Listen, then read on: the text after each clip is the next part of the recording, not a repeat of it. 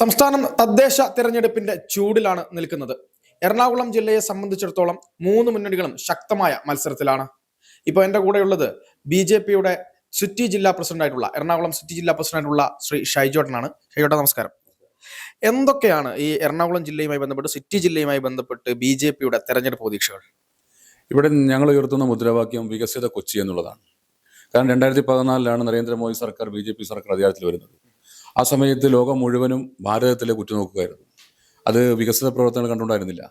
അന്ന് ഈ ഭാരതം ഒരു സമരത്തിന്റെ സ്ഥിരാകേന്ദ്രമായി മാറിയ ഒരു കാലഘട്ടമായിരുന്നു. ആകാശവും ഭൂമിയും പാതാളവും ഒക്കെ വിറ്റുതുലച്ച കോൺഗ്രസിന്റെ മൻമോഹൻ സിംഗ് സർക്കാരിന്റെ ആ അഴിമതി നിറഞ്ഞൊരു കാലഘട്ടം, ഒരു വിളയാട്ടമായിരുന്നു ആ കാലഘട്ടം.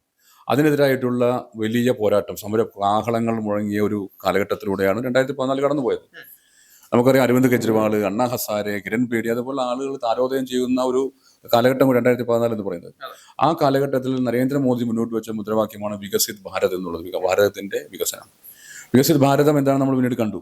കഴിഞ്ഞ 11 വർഷം ഈ രാജ്യം ഭരിച്ചുകൊണ്ട് മുന്നോട്ട് പോകുമ്പോൾ നരേന്ദ്രമോദി മുന്നോട്ട് വെച്ച വികസിത് ഭാരതം അത് പൂർണ്ണതയിലേക്ക് കൊണ്ടുപോകാൻ വേണ്ടി നമുക്ക് സാധിക്കുന്നു എന്നുള്ളതാണ്. ലോകം മുഴുവനും ഇന്ന് ഭാരതത്തിലേക്ക് നോക്കുന്നു. ലോകം മുഴുവനും. ഒരു കാലത്ത് അഴിമതി നിറഞ്ഞൊരു രാജ്യമായിരുന്നു, അഴിമതി മാത്രം നടത്തുന്ന ഒരു രാജ്യമായിരുന്നു, ലോകം രാജ്യങ്ങൾ കളിയാക്കിയിരുന്ന ഒരു ഭാരതം ഇന്ന് കയറ്റുമതിയിലേക്ക് കുതിക്കുന്ന, അല്ലെങ്കിൽ കയറ്റുമതി മറ്റുള്ള രാജ്യങ്ങളെ പോലും മോഹിപ്പിക്കുന്ന രീതിയിലുള്ള വികസന പ്രവർത്തനം നടത്തുന്ന ഒരു രാജ്യമായി ഇന്ന് ഭാരതത്തിന് മാറാൻ സാധിച്ചു എന്നുള്ളതാണ്. ഇന്നിപ്പോ ജപ്പാനെ പോലും പിന്തള്ളിക്കൊണ്ട് 3ാം സ്ഥാനത്തെ കുതിക്കുന്ന ഒരു രാജ്യമായിട്ട് ഭാരതത്തിന് മാറാൻ സാധിച്ചു. ഒരുമാതിരപ്പെട്ട എല്ലാ സമ്പന്ന രാജ്യങ്ങളും ഇന്ന് നരേന്ദ്രമോദിജിയുടെ, ഭാരതത്തിന്റെ പ്രധാനമന്ത്രിയുടെ ആ വരവിന് വേണ്ടി റിക്വസ്റ്റ് കൊടുക്കുന്ന ഒരു നിലയിലേക്ക് നമുക്ക് മാറാൻ സാധിച്ചു എന്നുള്ളതാണ്. ആ ഒരു വികസിത കാഴ്ചപ്പാടാണ് ഞങ്ങൾ മുന്നോട്ട് വെക്കുന്നത്. തീർച്ചയായിട്ടും. ഇപ്പോൾ ഈ എറണാകുളം കോർപ്പറേഷനുമായി, കൊച്ചി കോർപ്പറേഷനുമായി ബന്ധപ്പെട്ട് BJP-യുടെ പ്രതീക്ഷകൾ എന്താണ്? ഇപ്പോൾ എറണാകുളം മഹാനഗരം, മെട്രോ നഗരം എന്നാണ് ഇത് അറിയപ്പെടുന്നത്. മെട്രോ നഗരം. ഈ മെട്രോ നഗരത്തിൽ തലയ്ക്കുമീതെ ശൂന്യാകാശം എന്നൊക്കെ പണ്ട് പാടിയതൊക്കെ കഴിഞ്ഞു, കാലഘട്ടം കഴിഞ്ഞു. തലയ്ക്കുമീതെ ശൂന്യാകാശമല്ല, ഇന്നിപ്പോൾ മെട്രോ കുതിക്കുകയാണ്. കൊച്ചിക്കാരെ സംബന്ധിച്ച്, എറണാകുളംകാരെ സംബന്ധിച്ച് മെട്രോ കുതിക്കുമ്പോൾ അത് നരേന്ദ്രമോദിജിയുടെയും BJP സർക്കാരിന്റെയും സംഭാവനയാണ്. ഒരു കേരളത്തോടുള്ള അല്ലെങ്കിൽ കൊച്ചിക്കാർക്ക് വേണ്ടിയുള്ള കരുതലാണ് എന്നുള്ള കാര്യത്തിൽ യാതൊരു സംശയവുമില്ല.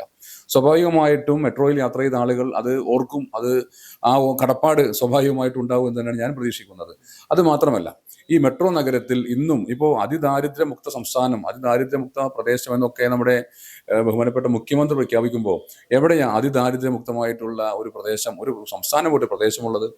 ഇന്നും ഈ മെട്രോ നഗരത്തിൽ, ഇത്രയും വലിയ മെട്രോ ട്രെയിൻ കുതിക്കുന്ന മെട്രോ നഗരത്തിൽ ഇന്നും ടർപോളിൻ ഷീറ്റിൽ അന്തി ഉറങ്ങുന്ന 100 കണക്കിന് ആളുകൾ നമുക്ക് കാണാൻ സാധിക്കുന്നു എന്നുള്ളതാണ്.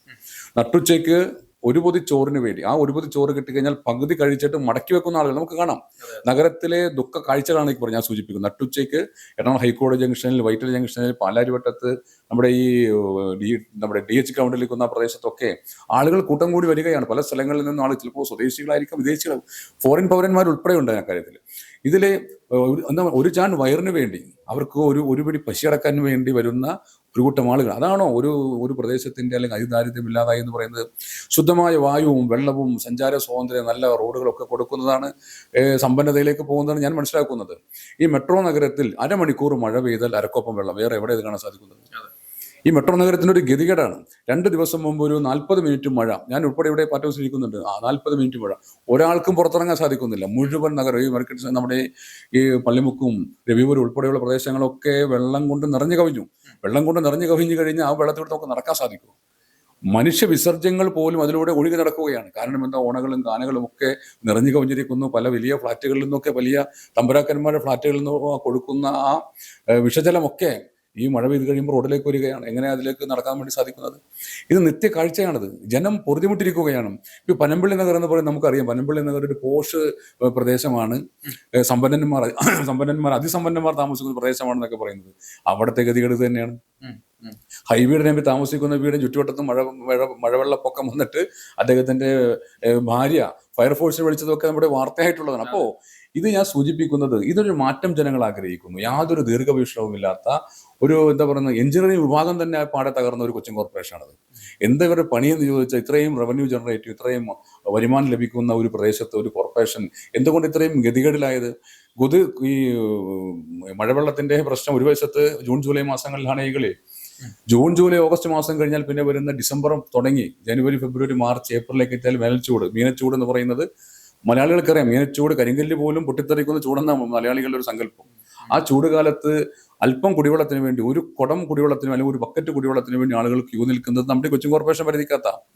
ഒരു പൈപ്പ് പൊട്ടിക്കഴിഞ്ഞാൽ 4-5 ദിവസം കുടിവെള്ളമില്ലാത്ത പ്രദേശമാണ് ഈ കൊച്ചിൻ കോർപ്പറേഷൻ പരിസരം എന്ന് പറയുന്നത്. പശ്ചിമ കൊച്ചി ആയിക്കോട്ടെ, ഇനിയിപ്പോൾ എറണാകുളം ഹൃദയത്തിന്റെ ഭാഗം, ഈ എറണാകുളം മഹാനഗരമായിക്കോട്ടെ, എല്ലാം ഒരുപോലെ തന്നെയാണ്. അപ്പോൾ മഴക്കാലത്ത് ഈ ദുഃഖം, ഈ തീരാ ദുഃഖം എന്ന് പറഞ്ഞ കടൽ പോലെ യഥാർത്ഥത്തിൽ കുളമാക്കുന്ന ആ ദുസ്ഥിതി ഉണ്ടാവുന്നു. വേനൽക്കാലമായി കഴിഞ്ഞാൽ കുടിവെള്ളത്തിന് വേണ്ടി കേഴുന്ന വേഴാമ്പലിനെ പോലെ കാത്തിരിക്കുന്ന ഒരു ജനവും ഈ മഹാനഗരത്തിന്റെ ദുഃഖ കാഴ്ചയാണ്.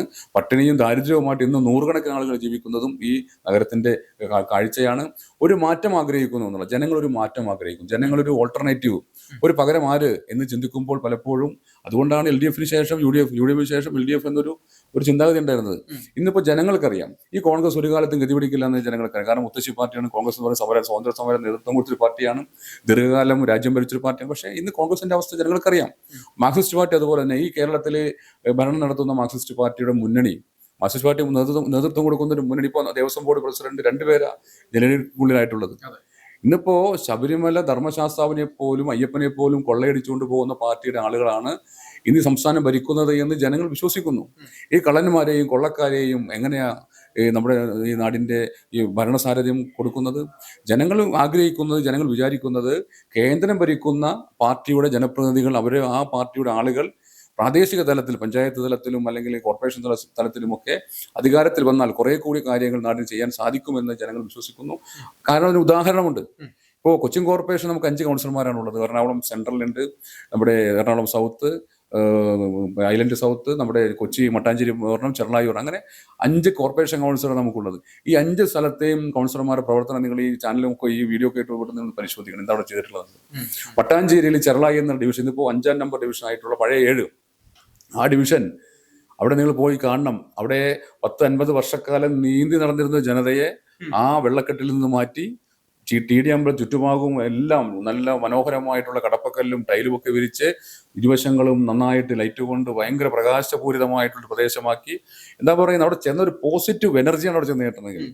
ഒരു വലിയൊരു ടൂറിസ്റ്റ് പിൽഗ്രിം സെന്റർ ആണെന്ന് തോന്നുന്ന രീതിയിലുള്ളൊരു വലിയൊരു ചേഞ്ചാണ് നമുക്ക് കാണാൻ സാധിക്കുന്നത്, വലിയൊരു മാറ്റം. ആ ഒരു മാറ്റം ജനങ്ങൾ ആഗ്രഹിക്കുന്നു. ഇപ്പോൾ എറണാകുളം സൗത്തിലെ കൗൺസിലർ പത്മജ എസ് മേനോൻ, അവരാണ് നമ്മുടെ കേന്ദ്ര സർക്കാരിന്റെ ഫണ്ട് ഉപയോഗിച്ചുകൊണ്ട്, CSR ഫണ്ട്, ഹഡ്കോയുടെ CSR ഫണ്ട് ഉപയോഗിച്ചുകൊണ്ടാണ് ഈ പടിയാരം കോളനിക്കകത്ത്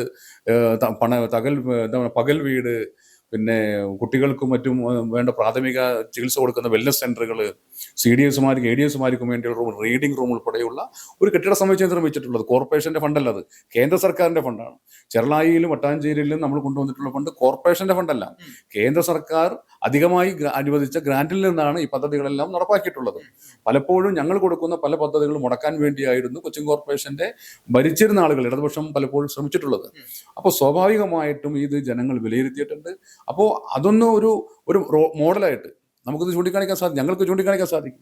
കേന്ദ്രം ഭരിച്ചുകൊണ്ടിരിക്കുന്ന പാർട്ടിയുടെ ജനപ്രതിനിധികൾ പ്രാദേശിക സ്ഥലത്തിൽ കൗൺസിലർമാരായി കഴിഞ്ഞാൽ, അല്ലെങ്കിൽ പഞ്ചായത്ത് ഭരണസാരഥ്യം കൊണ്ടുവന്നാൽ, കോർപ്പറേഷൻ ഭരണസാരഥ്യം ഏറ്റെടുത്ത് കഴിഞ്ഞാൽ ഉണ്ടാവാൻ സാധ്യതയുള്ള, നടപ്പാക്കാൻ സാധിക്കുന്ന പദ്ധതികൾ അനവധിയാണ്.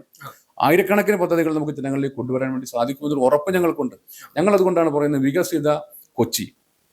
ഞങ്ങളുടെ മുദ്രാവാക്യം അതാണ്, വികസിത കൊച്ചി.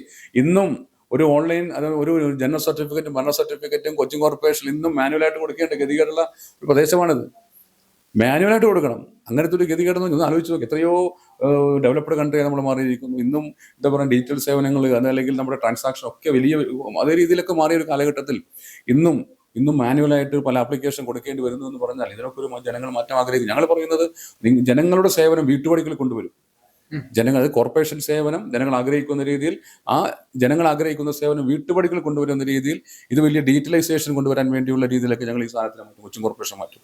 റോഡുകൾ നന്നായിട്ട് നമുക്ക് എല്ലാവർക്കും എല്ലാ സമയത്തും, മഴക്കാലത്തും വേനൽക്കാലത്തും എല്ലാ സമയവും നടക്കാൻ സാധിക്കുന്ന രീതിയിൽ നല്ല റോഡുകൾ വേണം, നന്നായിട്ട് ടാർ ചെയ്ത റോഡുകൾ വേണം, വഴിവിളക്കുകൾ നന്നായിട്ട് കത്തണം, പേപ്പട്ടി ശല്യം ഇല്ലാണ്ടാവണം, കൊതുക് ഇവിടെ ഇല്ലാണ്ടാവണം, വെള്ളക്കെട്ടില്ലാണ്ടാവണം. ഇതിന് ഞങ്ങളുടെ എല്ലാം ശാസ്ത്രീയമായ അതിനുള്ള പരിഹാരമുണ്ട്. ഇവിടുത്തെ നഗരമാലിന്യങ്ങൾ കൊണ്ട് മൂക്ക് പൊത്താതെ നമുക്ക് പുറത്തിറങ്ങാൻ സാധിക്കും. ഇന്നും ഈ നഗരത്തിന്റെ ദുഃഖ കാഴ്ചയല്ലേ അത്? നിങ്ങൾ ആലോചിച്ച് നോക്കിയേ, ബ്രഹ്മപുരത്ത് ഒരു തീപിടുത്തമല്ല, എല്ലാ വർഷവും തീപിടുത്തമുള്ള സ്ഥലമല്ലേ ബ്രഹ്മപുരത്ത്. ബ്രഹ്മപുരം നഗരമാലിന്യത്തിനെ കൊച്ചിൻ കോർപ്പറേഷനിൽ കൊണ്ടുപോയി ഡംപ് ചെയ്യുന്ന ഈ മാലിന്യങ്ങൾ എല്ലാ വർഷവും തീപിടിക്കുകയാണ്. എന്ത് അന്വേഷണമാണ് ഇവരെടുത്തിട്ടുള്ളത്? ഒരു പ്രാവശ്യം കോൺഗ്രസ് ഭരിക്കുമ്പോഴും അല്ലെങ്കിൽ 5 വർഷം CPM മുന്നണി ഭരിക്കുമ്പോഴും എന്തുകൊണ്ടാണ് കഴിഞ്ഞ വർഷത്തെ ഈ മാലിന്യ തീപിടുത്തത്തെ എന്തുകൊണ്ട് അന്വേഷിച്ചുകൊണ്ട് അതിന്റെ യഥാർത്ഥ വ്യക്തത വരുത്താൻ വേണ്ടി തയ്യാറാവാത്തത്? കേവലമായിട്ടൊരു തീപിടുത്തമല്ലല്ലോ, പലപ്പോഴും അതിന്റെ അന്വേഷണം നടത്തി കഴിയുമ്പോൾ പ്രാദേശികമായിട്ടുള്ള പോലീസ് ഉദ്യോഗസ്ഥന്മാരും മറ്റ് ആളുകളൊക്കെ പറയാറുണ്ട്, അതിൽ മണ്ണെണ്ണ കുപ്പി കണ്ടിട്ടുണ്ട്, പെട്രോളിന്റെ അംശമൊക്കെ ഉണ്ടായിരുന്നു, തീപ്പെട്ടി ഉണ്ടായിരുന്നു. ഇതൊക്കെ പറയുമ്പോൾ എന്താണ് ഇതിന്റെ യഥാർത്ഥ വസ്തുത? എന്തുകൊണ്ടാണ് ഇവിടെ തീപിടുത്തം ഉണ്ടാകുന്നത്? അതിന്റെ പിന്നിൽ ആരാണ് എന്ന് തെളിയിക്കാനോ അല്ലെങ്കിൽ അതിന്റെ സത്യാവസ്ഥ പുറത്തു കൊണ്ടുവരാനോ രണ്ടു കൂട്ടരും തയ്യാറാവുന്നില്ല. ഒറ്റ കാരണമേ ഉള്ളൂ, ഈ തീപിടുത്തത്തിന്റെ പുറകിൽ രണ്ടു കൂട്ടരും നടത്തുന്ന ഈ ചവറിനെ ചുറ്റിപ്പറ്റിയുള്ള ഈ മാലിന്യം നിറഞ്ഞിട്ടുള്ള ഈ അഴിമതി പുറത്തു വരാതിരിക്കാൻ വേണ്ടിയാണ്. എത്ര ടൺ കത്തിക്കുന്നു, എത്ര ടൺ അവിടെ ശേഖരിക്കുന്നു, എത്ര ടൺ മാലിന്യമാണ് അവിടെ സംസ്കരിക്കുന്നത്, ഇതൊന്നും പുറത്തറിയാൻ പാടില്ല, പുറം ലോകം അറിയാൻ പാടില്ല.